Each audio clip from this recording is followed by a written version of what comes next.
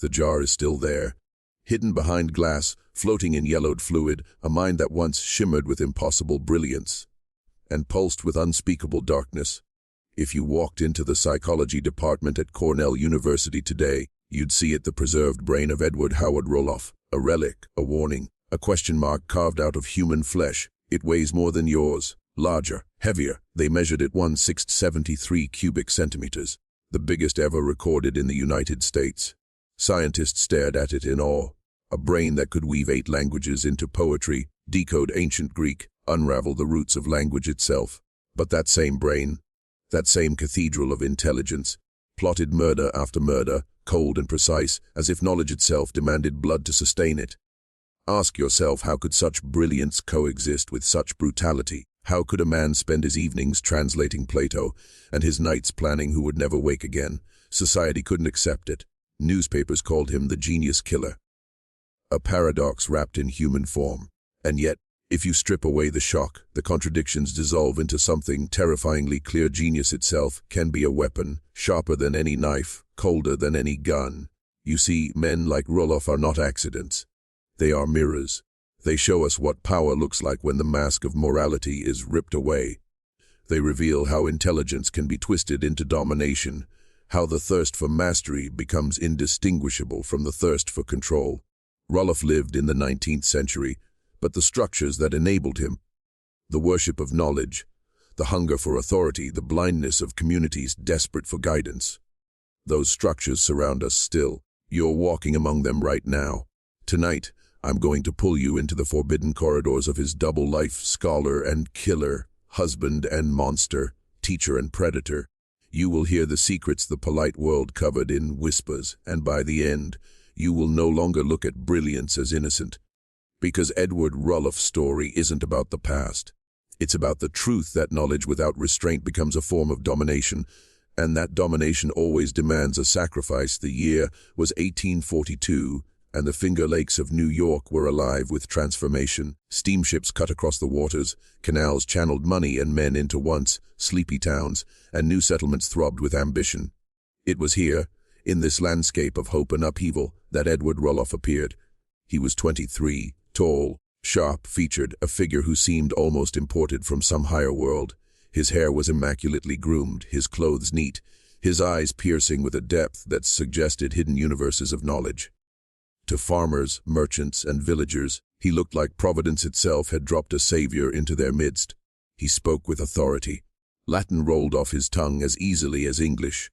Greek, German, French, no barrier could hold him. He quoted philosophers and scientists with the same casualness as a man reciting a shopping list.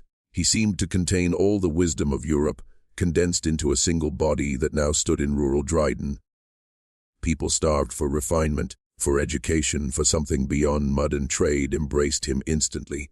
They trusted him, even revered him. And yet, what they could not see was the shadow threaded through his every gesture. Because Edward had not wandered innocently into New York. He was already a man reborn, or rather, a man who had carefully killed his past. Born in Canada, he had shed his given name, John Edward Howard Rulloffson, like a serpent abandoning its first skin. That discarded identity carried with it scandal, arson, fires he set to mask theft, the shame of prison time for embezzlement, the mark of a criminal with a taste for deception. His years behind bars were not punishment, they were incubation. That cell became his classroom. While other inmates rotted, Rulloff sharpened. He learned the mechanics of manipulation, the choreography of lies, the way to build a mask so flawless it would never slip until he allowed it. When he stepped onto American soil, he was no longer a petty criminal. He was a predator, a man who understood that the world could be conquered not through brute strength, but through the theater of respectability. Knowledge would be his camouflage, charm his weapon, and reputation his fortress. In Dryden, he was celebrated as a scholar, a healer, a teacher, but beneath the smiles he was already calculating, testing boundaries, weaving a web.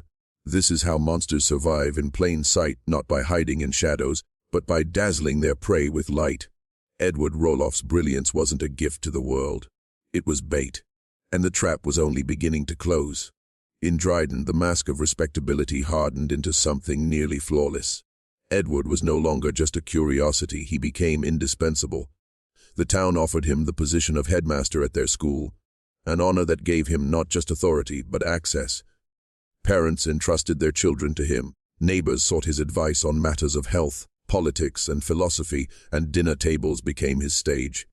Every night, he wove himself deeper into the fabric of the community. People wanted to believe in him, and that hunger for belief is always where corruption begins. Among his students was a young woman named Harriet Shutt. She was 17, strikingly beautiful, graceful, intelligent, and well-bred, the kind of woman who symbolized everything pure and hopeful in a growing America. For Edward, she was not simply a wife to be won. She was a conquest that would confirm his superiority over the world that once caged him. When he charmed her, when he secured her hand, he wasn't building a family. He was seizing ownership, testing just how much control his mask of genius could command. The marriage was celebrated on New Year's Eve, 1843. A snowy night, candles flickering, the community gathering to bless what they believed was a union of refinement and promise.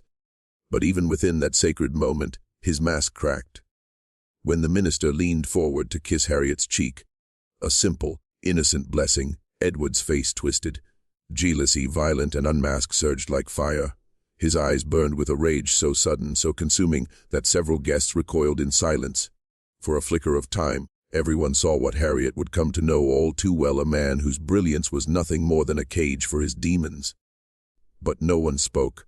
They chose to excuse it, to smooth it over as nerves, to forget what they had witnessed, and that silence sealed Harriet's fate. After the wedding, Edward pulled her away from her family, moving her to Lansing under the pretense of privacy. But privacy was only another word for isolation. He established himself as a physician of botanical remedies, convincing the community of his compassion and skill, even as his home became a chamber of suspicion, rage, and control.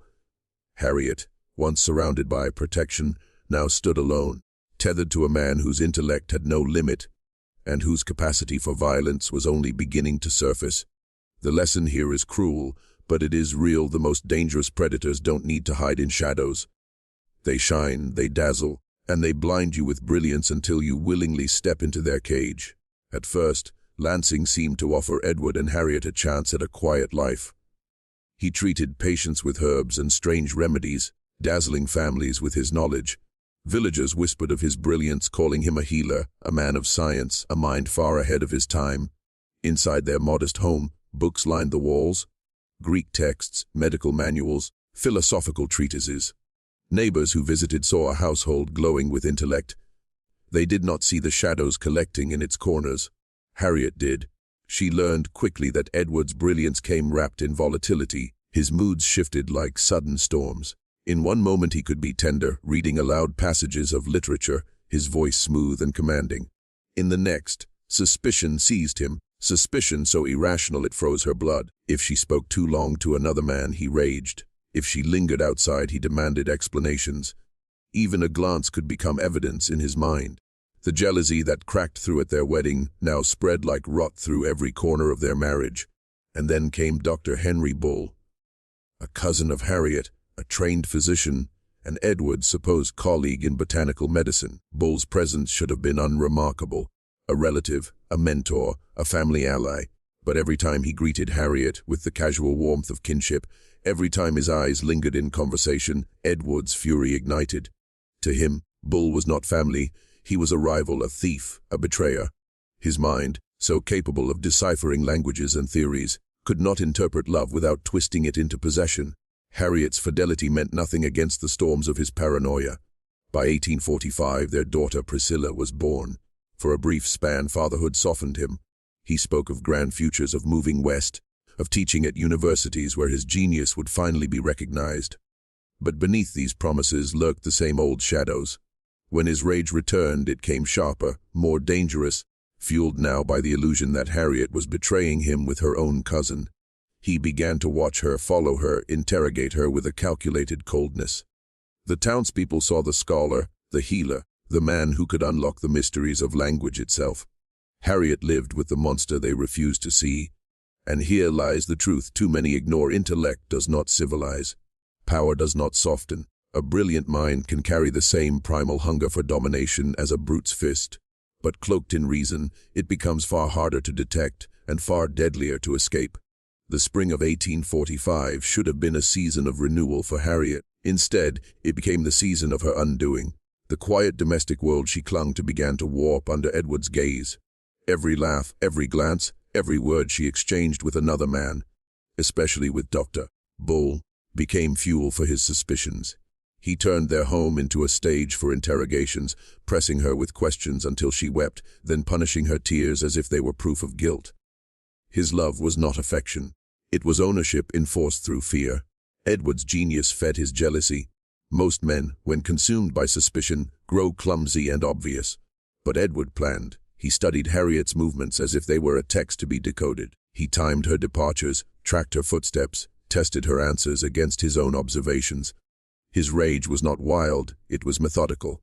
He was conducting an experiment where his wife's life was the variable and his control the hypothesis.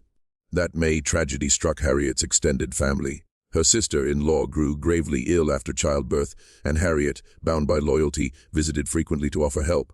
For Edward, these visits became unbearable.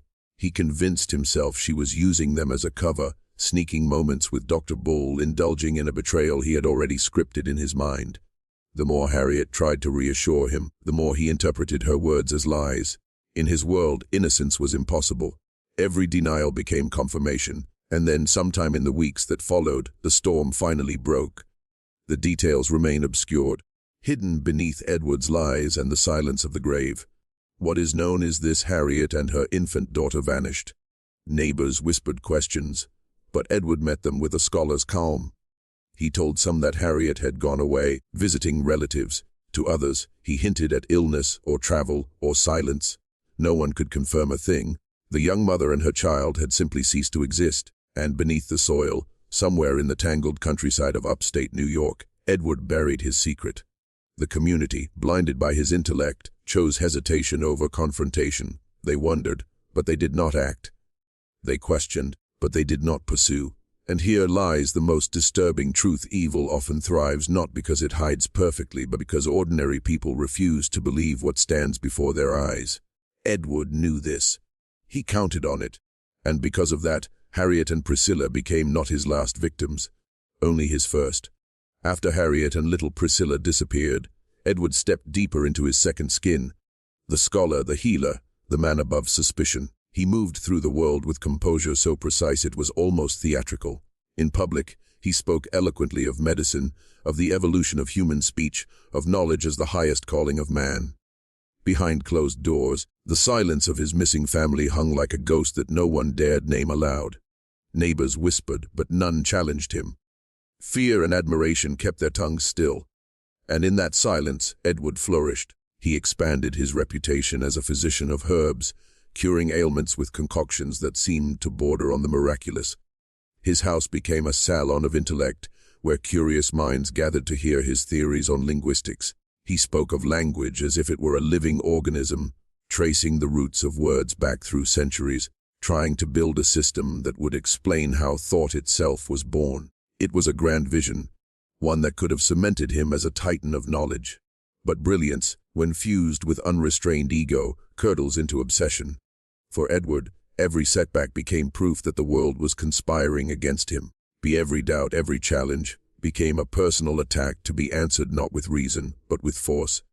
This was the paradox he embodied. The world saw a genius chasing enlightenment, but beneath that mask was a predator refining his power. His murders were not eruptions of madness. They were calculations, brutal solutions to problems that stood between him and his vision of destiny. Harriet had doubted him, and Harriet was gone. The child tied him down, and the child was gone. In Edward's mind, these were not crimes, they were corrections. By now, he understood the full extent of his advantage. Communities wanted leaders. They wanted intellect. They wanted someone who could speak with the authority of a man who knew more. He provided exactly that. He had become untouchable not because he hid his crimes well, but because he cloaked them in learning. Knowledge became his camouflage. Genius became his shield. And this is the lesson: hidden in plain sight power doesn't always wear the uniform of soldiers or kings. Sometimes it arrives in the form of a man with books under his arm, words on his lips, and blood on his hands. Edward Rulloff knew this truth intimately, and he used it to walk freely among those who should have feared him most. By the late 1840s, Edward's facade began to fracture, not because his mask weakened, but because blood has a way of seeping through even the finest disguises. Harriet and Priscilla had vanished without explanation. Some suspected, some whispered, but no body meant no crime, and Edward knew how to weaponize doubt. He presented himself as the grieving husband, wounded by loss, burdened with tragedy. And the community, desperate to preserve its illusion of decency, allowed him to play that role. They pitied him. They protected him. They let him remain among them. But predators do not stop at one meal. Edward's appetite for control, for erasing anyone who threatened his supremacy, only deepened. When Dr. Henry Bull, his supposed friend and Harriet's cousin, remained in his orbit, suspicion turned to fury. Edward's belief in betrayal consumed him. His paranoia sharpened into action. What happened next was not the chaos of an unstable man. It was the cold precision of a strategist who saw murder as problem-solving. Bull would not survive, nor would others drawn too close to Edward's schemes. And here lies the deeper horror. His crimes were not random. They followed a pattern as exact as his linguistic theories. For Edward, knowledge and murder came from the same place, the desire to control reality. Words had to be categorized, dissected, mastered. People had to be dominated, silenced, eliminated. Whether through ink or blood, Edward sought to prove himself the architect of truth. Eventually, though, whispers turned louder. Harriet's family pressed for answers. Neighbors traded suspicions in secret. The mask Edward wore, the healer, the philosopher, the teacher, began to crack beneath the pressure. He was forced to uproot, to shift identities again, to begin the cycle anew in other towns, other roles.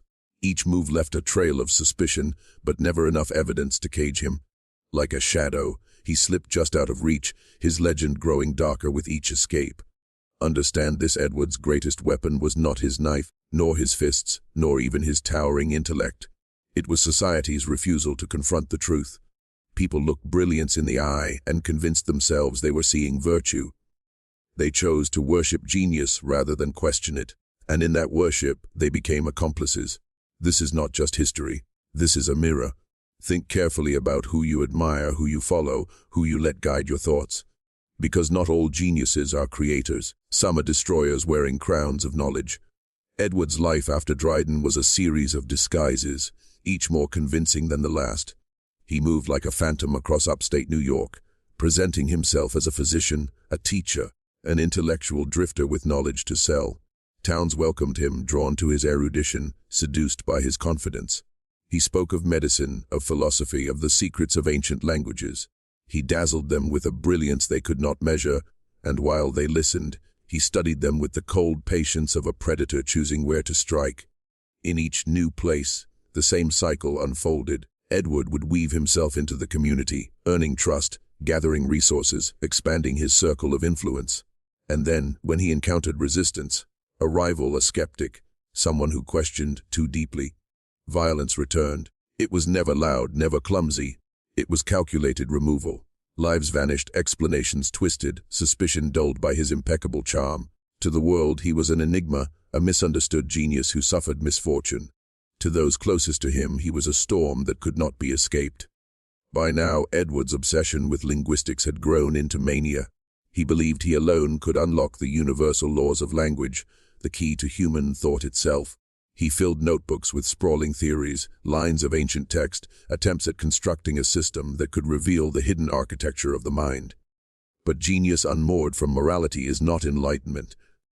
It is delusion. He demanded respect for his theories as though they were divine revelation, and when the world failed to give it, his fury sharpened.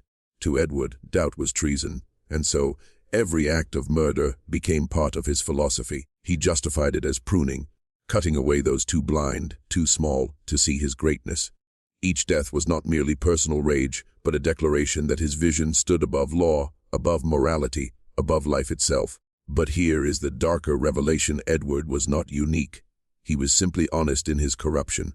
How many other men throughout history have used intellect as their mask, power as their language, and blood as their punctuation?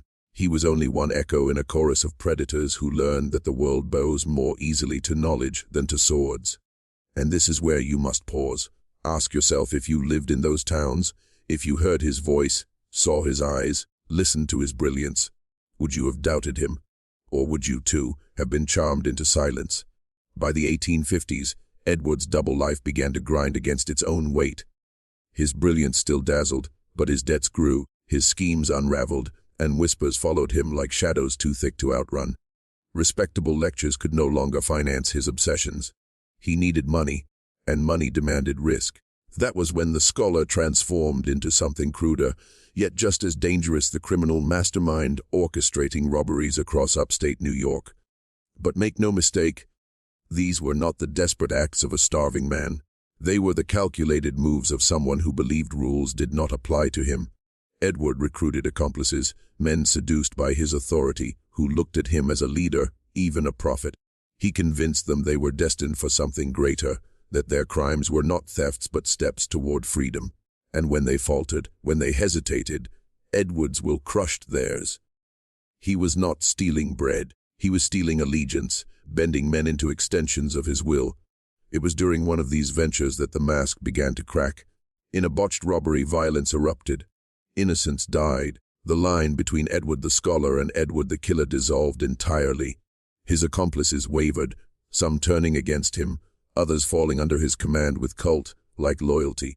The genius killer was no longer just a whisper in newspapers. It was becoming a headline. The man who spoke like a philosopher and lived like a predator was now forcing society to acknowledge the blood on his hands. And yet, what did the public feel? Horror, yes, but also fascination. How could such a towering intellect descend into savagery? How could a man capable of decoding ancient texts also be capable of bludgeoning a man to death? The contradiction was intoxicating. It blurred the line between monster and visionary, forcing people to ask whether his crimes were an aberration or a revelation of what genius truly looks like when stripped of morality. Edward understood this fascination.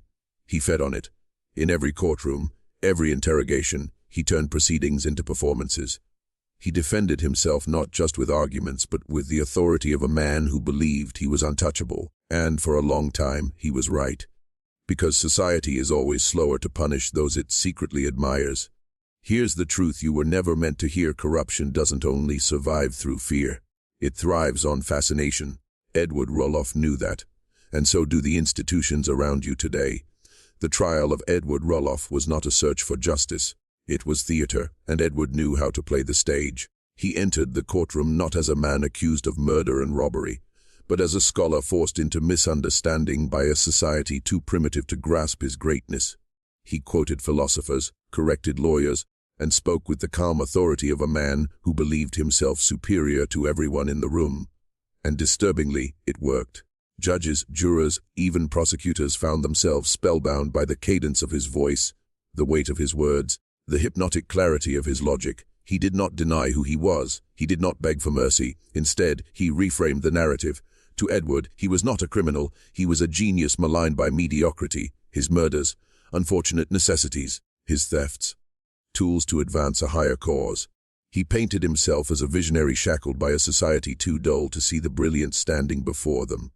And ordinary men, men who should have seen through the mask, leaned forward, listening, almost believing. It wasn't the evidence that kept him alive. It was fascination.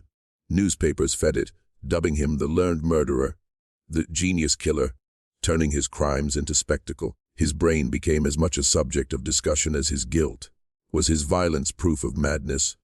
Or was it proof that genius itself is inherently dangerous, a double-edged weapon that cuts through morality as easily as it cuts through ignorance? Edward exploited that question like a dagger. Every time society hesitated, every time it marveled instead of condemned, he extended his life. He appealed. He stalled. He spoke with the confidence of a man who knew truth did not matter, only perception. For nearly 2 decades, he lingered in and out of prison, never fully caged, always slithering back into the world. His intellect wasn't a shield. It was a weapon that disarmed the very people meant to stop him. And here lies the most unsettling truth: the courtroom did not expose Edward. It exposed us. It revealed how easily humans confuse brilliance with virtue, how quickly we forgive violence when it comes wrapped in eloquence. It revealed that power is not about truth. Power is about persuasion. And Edward Rulloff, standing before judge and jury, proved that a man who masters language can bend even justice to his will. By the 1870s, Edward's luck thinned to its final thread. The robberies grew bolder, the violence harder to disguise, the admiration of his intellect dimmer with each corpse left in his wake. No longer was he the misunderstood scholar with the tragic past. He was the man everyone whispered about, the man too dangerous to keep among the living. The breaking point came in Binghamton. A store robbery spiraled into brutality. In the chaos, a clerk was slain, his skull shattered by Edward's hand. This was not the distant suspicion of Harriet's disappearance, nor the shadowed whispers of earlier crimes. This was undeniable, immediate, public. There would be no clever defense, no philosophical reframing. The community demanded blood, and for the first time, society's fascination could not shield him. His trial was swift, though even then, Edward tried to twist it into a lecture hall. He spoke of language, of destiny, of his contributions to science. He argued not for innocence, but for legacy, insisting that his brain, once his body swung from the gallows, should be preserved for study. If society insisted on killing him, then at least it should worship the organ that made him dangerous. And on May 18, 1871, Edward H. Rulloff, the so-called genius killer, was executed by hanging. Witnesses reported his composure, the cold pride with which he ascended the scaffold, as if he were delivering the final sentence himself. Even in death, he staged a performance. But here is the most haunting part: his request was granted. His brain, massive and abnormal in its structure, was preserved and studied. Scientists declared it one of the largest ever recorded. Even in death, Edward achieved what he always craved: not love, not redemption, but attention. He lived as a predator and died as a curiosity, his crimes reduced to footnotes beside the spectacle of his intellect. And this, finally, is the question Edward forces upon us: do we value genius so much that we excuse the monstrous to preserve it? Or should we remember that brilliance without humanity is nothing more than a sharper knife? If you've walked this story with me to its end, leave the phrase, "the mask of genius," in the comments, because that was Edward's true legacy, a reminder that genius can be a disguise, a weapon, and sometimes the perfect camouflage for evil. Edward Rulloff's story did not end on the gallows. It lives on because it speaks to something far larger than one man's crimes. He was a mirror, and when we look into it, the reflection is not of him alone, but of us, of the way we exalt intellect, the way we confuse eloquence with truth, the way we let brilliance excuse brutality. We still see it today. The genius CEO who builds empires while crushing lives beneath them. The silver-tongued politician who bends crowds with words while hollowing out justice behind closed doors. The academic who dazzles with theories but hides rot in the shadows. Again and again, society repeats the same mistake. We let the mask of genius blind us to the cruelty beneath. Edward understood this flaw better than most. He turned his intelligence into a weapon, not just to kill, but to control. His murders were the most obvious crimes, but the subtler, more dangerous crime was how he bent perception itself. He showed us that knowledge, when divorced from morality, is not progress. It is corruption with sharper teeth. The truth is, we still live among men like Rulloff. Perhaps not all are killers, but many are destroyers. Of trust, of communities, of futures. They thrive in the same way he did, by convincing us that brilliance is virtue, that talent is morality, that power deserves admiration. So remember his story, not as a curiosity from the past, but as a warning for the present. Genius is not goodness, eloquence is not honesty, and admiration can be the most dangerous prison of all, the one we build for ourselves. Edward Rulloff wanted his brain preserved as a relic of greatness. But what he truly left us was a question that has no end. When you meet a man whose intelligence dazzles you, will you stop to ask what he is doing with it, and at what cost? When the rope snapped Edward Rulloff's neck in 1871, the crowd cheered, but the story was not finished. His corpse was not left to rot in the ground like ordinary criminals. No, men in white coats rushed forward, not with prayers but with scalpels. His body was immediately claimed by science, parceled into fragments of study, as if dissecting him could unlock the secret of evil itself. And then came the brain. When the skull was cracked open and the organ revealed, gasps echoed. It was enormous, grotesquely larger than average, weighing in at a size that stunned the physicians of the time. Here it was, the heaviest recorded human brain in 19th century America, preserved in formaldehyde like some forbidden relic. It sits to this day in Cornell University, glassy and pale, suspended between myth and anatomy. Students walk past it, peering at the ghost of a killer's mind, wondering whether size equates to genius or whether it equates to monstrosity. But here's the darker truth. The dissection was not only an act of curiosity, it was an act of control. By reducing him to tissue, by labeling and measuring, the institutions could convince themselves they understood him. They could classify him, contain him, domesticate the terror he represented. In truth, they learned nothing. The brain did not explain why he murdered. It did not reveal the psychology of obsession, of jealousy, of rage disguised as intellect. But it gave the illusion of knowledge, and that was enough. Think about it. A man who had deceived entire towns, manipulated his way into respectability, and built his legacy on lies was, even in death, feeding another deception. His brain became a spectacle, a conversation piece, a symbol for a society desperate to believe that evil can be mapped, measured, and caged in glass. It was the final performance of the genius killer, and perhaps that is why his story lingers. Not because of the bodies he left behind, but because his afterlife forced humanity to confront a terrifying possibility. What if brilliance itself carries the seed of destruction? What if the pursuit of knowledge, without conscience, inevitably leads to corruption? In that jar lies not only the brain of Edward Rulloff, but a mirror reflecting back the shadow of our own ambitions. The execution of Edward Rulloff was not justice alone, it was theater. Thousands gathered, shoulder to shoulder, not to mourn the dead he left behind, but to taste the thrill of watching a monster fall. Newspapers sold out by the tens of thousands, plastering his name in headlines, weaving lurid tales of his brilliance and brutality. They wrote about him not like a criminal, but like a cursed prophet, a mind too vast to fit inside the moral order of society. Crowds craved every detail: the cut of his suit in the courtroom, the flicker of arrogance in his eyes when the sentence was read, the steady voice with which he denied guilt until the end. They wanted not only his death, but the sensation of it, the public ritual of destruction. And in that hunger, we see the deeper truth. Edward Rulloff was not an isolated figure of evil. He was part of a system, a spectacle economy where horror is consumed like entertainment.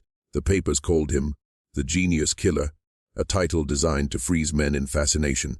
It sold the illusion that intelligence and savagery could coexist in perfect harmony, a contradiction too delicious to ignore. He became less a man and more a story, a living mythology whose crimes kept readers hooked, whose name sold ink, whose face drew crowds.